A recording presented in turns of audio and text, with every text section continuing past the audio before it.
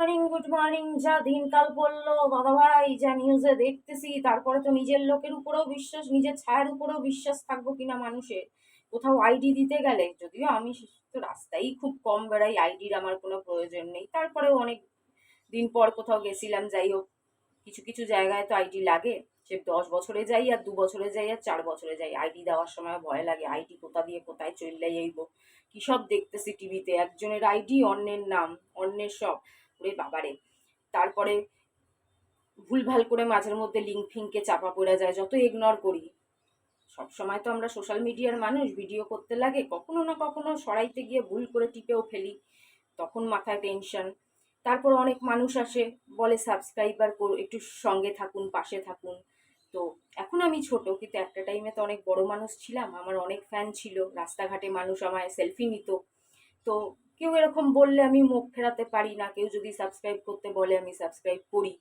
এদিকে আমি তো জানি না তার ভেতরে কি আছে, সে ইন্ডিয়ার না ইন্ডিয়ার বাইরের। তারপর মাঝে মাঝে ভিডিও দেখতে গিয়ে যে মনে হয় সে আমাদের দেশের না, বা আশেপাশে প্রতিবেশী, যাই হোক।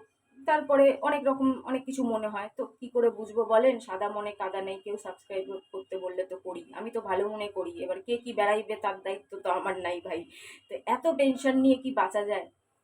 যাই হোক, প্রশ্নের উত্তর এত লেট, সেই কবে কার প্রশ্নের উত্তর কালকে পাইলাম, ঠিক আছে। কিন্তু এটা তো ইনডাইরেক্ট ছিল, তাই না? ডাইরেক্ট কি সম্ভব?